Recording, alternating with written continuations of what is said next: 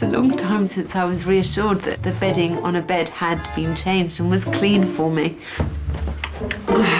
Well, of course, the light doesn't work. And honestly, the state of these taps has got to be seen to be believed. There's hairs on my bed. This is quite the most grotesque thing I've ever seen. I mean, even the fake flowers look as if they're urine stained, for decorative purposes only. Someone bought that and put it here to decorate the room. Each of the 7 bedrooms in the 400-year-old inn has been personally designed by owner John. My goodness. I feel like I'm Alice in Wonderland and I've just drunk the little bottle and suddenly I've grown. I'm not tall and there's not much head clearance here. Do you think it's a room for hobbits? All the rooms share 2 loos and 2 showers. So this is one of the communal showers. Not a great start, is it?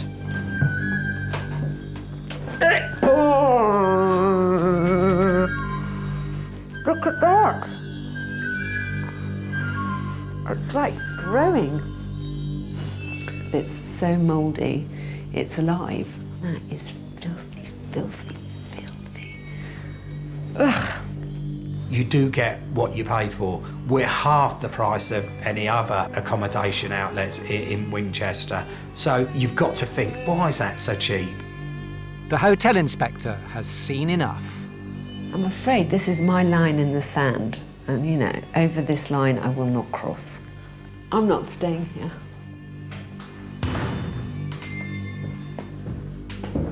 John, this place is really dirty. It's properly dirty. Now, Yeah. I understand this is cheap accommodation. Yeah. I'm not expecting a flat screen television. I don't even mind communal showers. Sure. But I expect communal showers that are immaculate if I'm going to have to share them with however many other bodies are staying in the building at any given time. I'm not saying that there's anything that has made me stop wanting to help or stop thinking about what to do. Yep, yep. But I have to say to you, I personally am just not willing to stay the night here. Alex checks out, leaving the Philo with the distinction of being the first establishment she's ever refused to sleep in. Well, this is a perfectly nice room. The carpet's clean, the bed's solid.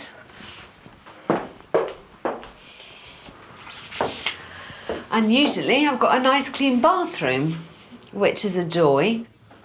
Since I spent, I suppose, 2 hours in her room yesterday, cleaning it from top to bottom, I hope they're reasonably good. So far, there's no sign of the bad housekeeping that online reviews frequently complain about. Alex wants to know if the same high standard is maintained in the rest of the hotel.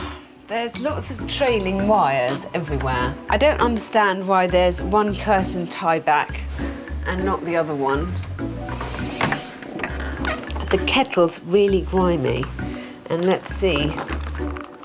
Yep, there's water in there. God only knows how long the water's been there. Next, room 17, reserved and awaiting the guests' arrival. Look at this valance. This ruched bit is supposed to be where the end of the mattress sits. This really annoys me. Oh my goodness, there's lots of stuff here. It's all very messy. And a bigger shock lurks in the bathroom. Oh my goodness, look at the state of this mirror. Oh God, and this loo hasn't been cleaned. There's hairs everywhere.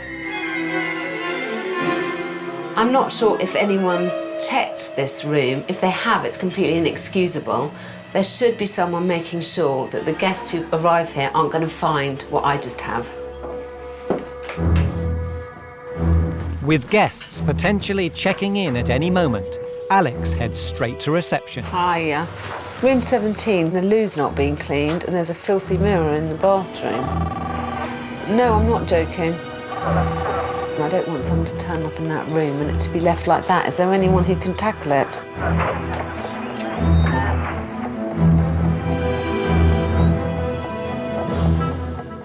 "30 minutes later, after several phone calls, the room is cleaned. But the failure to act quickly and decisively has left Alex livid. If in the afternoon someone checks in and the rooms are in that kind of mess, it just isn't good enough that a receptionist says, oh, well, I'll try and call a housekeeper and get them to come in. No, you get a sodding bucket and you clean out the fucking bath. It's not that hard to do, is it? We all do it in our own houses. You know, what does it take to clean out a loo, to clean out a bath, to do a basin, to do a mirror? Oh, woe, woe, woe is me. I mean, I cannot believe I have to stay here. This vaguely reminds me of boarding school when I was about 11. Except boarding school looked a bit cleaner. I just can't believe that places like this still exist anymore. I would invite anybody to come into this house and go through this house and find it in any way dirty or what might be described as scruffy. Okay. General cleanliness here leaves a lot to be desired. Look at the basin, it's all toothpaste marks and there's hairs in it, everything, it's yucky. It's a similar story in the shared bathrooms. Look at the state of that loo, it's absolutely horrid. And the bath is filthy, look here. Normally you only see so many hairs on someone's head. They say that avocado sweets are back in fashion, and this is why I don't believe them. The other bedrooms also seem bound to leave an indelible mark on Alex. That stain is not a thing of great beauty. It looks like something died here. But this is a lovely big room. Beautiful bay. And there's a fantastic view, which is, after all, why people come here. Despite Alex's concerns about the housekeeping, she has spotted potential in the B&B's spacious rooms, which could be a big draw for families travelling on a budget. This is a lovely big room, which has plenty of room for Goldilocks and the three bears. And I think there's a place for a hotel like this. But you have to ask, is David really prepared to do whatever he can to encourage families to come and stay here? Ruth heads off to inspect the rest of the B&B, starting with the yellow room, a double. This is a pretty little room. It's got 2 windows, which is lovely, so it's very light. Yeah, it's charming. I mean, Robert's got a lot of style. But the big problem is it's not en suite, and the idea of getting up in the middle of the night to have to go to the bathroom, or even in the morning, I think this is where things start to fall down. Next door, the green room, the B&B's only single. Well, this is obviously a single room with a single bed. Incredibly dark colouring, this dark green. Not my taste at all. Both rooms share one bathroom. Well, this is quite a decent-sized bathroom, but it does have to look after 2 rooms. And for me, where it all goes horribly wrong is the really manky shower curtain against the window. Paint peeling. There's a point where shabby chic becomes shitty chic, and this is it. Finally, the blue room, the only bedroom with an ensuite bathroom. Aha! What very pretty wallpaper. Very charming. But is the bathroom hiding a dark secret?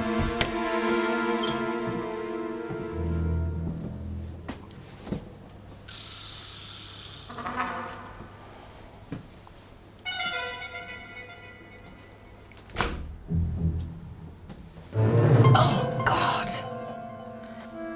Oh, God. That is the most vile smell. Seriously, something has died in there that is deeply unpleasant. So far, the hotel inspector has been unimpressed by the half-finished guest rooms and Barbara's chaotic office area. It gives a very bad impression of the person running this place. Now she's venturing outside to check out what the Hollybush offers to campers and caravanners.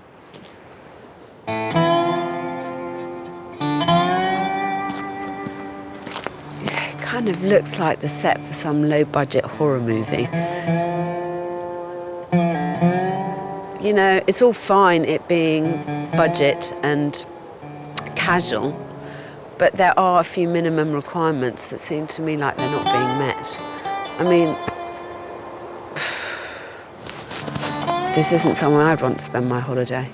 I mean, it's beautiful surroundings, isn't it? It's magical, in fact, but the snow does make everything look very pretty, but it hides a multitude of sins. It's a bit of a mess. But in the toilet block lurks an X-rated problem, shocking enough to make anyone's blood curdle.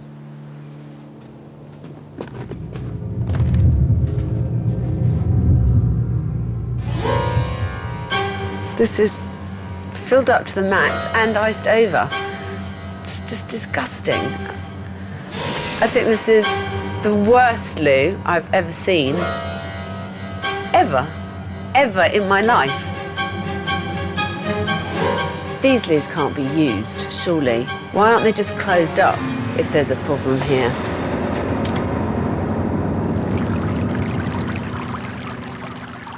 Alex has discovered a campsite and B&B with big potential, but sloppy standards. The elements of this place could add up to a fantastic stay. But all it takes is to subtract one or two of the essential bits and you're left with a very unsatisfactory experience. That is borne out by the comments that are left again and again on the internet review sites. Well, I'm going down to breakfast now, but I have to be really honest and say I didn't take a shower this morning. This screen was just so grimy and repulsive and in every way a turn-off. I couldn't face getting into that bath. There's mildew behind it as well on the grouting. I mean, you can cope with rough towels, but at least look reasonably clean, but that is just repulsive. I mean, you just look up here and the filth and the dust on top of these lights, every single cabinet, mirror, what have you, it's dirty. There's a cracked bin. I mean, levels of cleanliness don't require any investment other than some thought and care. And I really think that, you know, John, with all his high-tech CCTV stuff, you know, he's looking at this guest house from completely the wrong viewpoint. It's time for Ruth to confront John and Sandy with her findings. The frontage, the canopies. We like the striking yellow colour. Right. It makes us stand out. Do you not think, though, that if you were to embrace yellow again, there's that continuing problem about your neighbours? Because for me, one of the things that was slightly confusing was I thought perhaps you owned the whole section of housing. If you were confused with the colours next door, then may I suggest that you're colourblind? These are yellow. Those next door are definitely not yellow. Cream. They're something like cream. Those are square, these are circular. These have Saxonia on them, they don't. Right, you're either blind or stupid if you cannot tell the difference between the two hotels. We'll agree to disagree, shall we, John? Right. OK. Next, the cluttered lounge. Now, I had an idea about how we could make this kind of fun and also provide a bit of income, possibly to help do some of the necessary refurbishments. Right. And that was about having a sort of car boot garage sale of all the bric-a-brac and paintings and all the bits and pieces that you don't need. How do you feel about that? Well, John's about to have an apoplectic fit. But Ruth's final bombshell is the most explosive. I know this is going to hurt because it's hurtful. My bathroom really wasn't clean. The grouting is mostly mildewy. The screen on the bath side is really horrible. It is not nice. And you'll certainly see it on the screen. I would actually dispute that, and I think we'll have to go and have a look at that. Okay? Thank you. When it comes to the grading, I think, and it's only my personal opinion, that you are clinging perilously onto the 3 diamond rating. I would have you as 2, my experience, okay? Right, I think you need to stop there. Okay, stop, guys. Can you stop filming? Right, I think you've got to Stop all this nonsense you're coming out with, okay? It's my feelings, John. Right, that is too offensive for me. Okay. I don't want that in, okay? I need to go outside a minute. That's too offensive, okay? Do you want to come up and look at the bathroom with me? Yeah, in a minute. Very nice young man, obviously very together, especially on the business side, which is great. I think this is going to be something of a task, because how do we affect a change in the quality without actually taking out an enormous number of bed nights? It's a little problem for me. I mean, this just fills me with horror, because I feel like I'm in a dormitory, but something to tackle. Richard's fallen into a rut by thinking that piling in guests is the only route to profit. To understand what's really going on, Ruth needs to look around. God. I'm just flabbergasted. Every bit of furniture is either from a jumble sale or the cheapest furniture warehouse you could find. What, 15 quid, this unit? He'll give me 5. Now, if you want to put 6 people in a room like this, then do it, but don't moan about people complaining, because, you know, I can't imagine, I say, how many people would want to be in this room? Not 2 people, never mind 6. Horrible, horrible, horrible.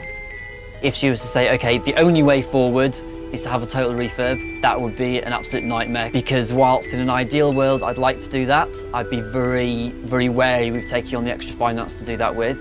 Richard's reluctance to spend is already obvious to Ruth. The owners have not spent any money on this whatsoever that I can see. It's as cheap and cheerless as you can get.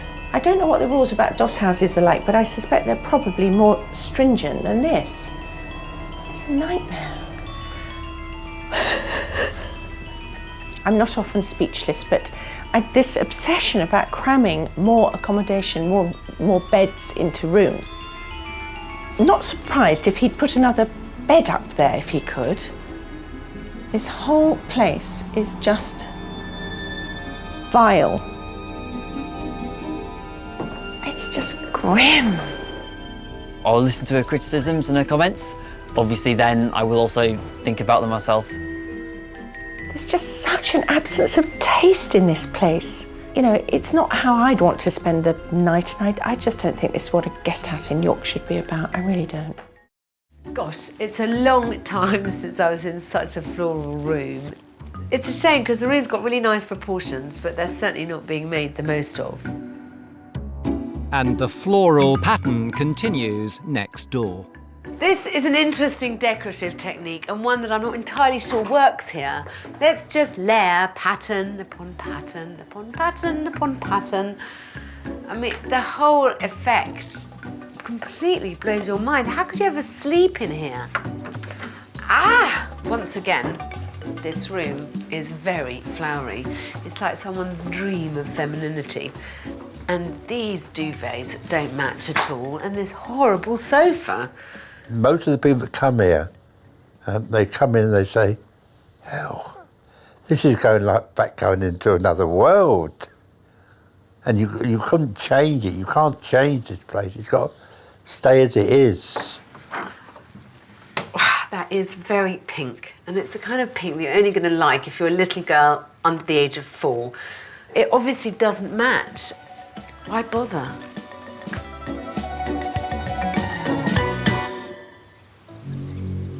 With Joe and Terry responsible for the front of house, Alex takes them both on a tour of the problems she's discovered so far.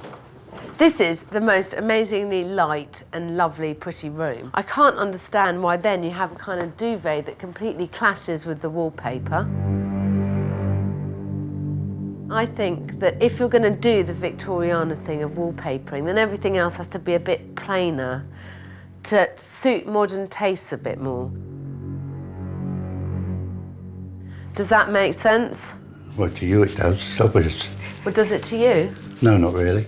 So why not? So what do you suggest doing with this room? I think duvet. Change the duvet, walk into the room and see what this wallpaper looks like with this, and actually it looks much smarter immediately.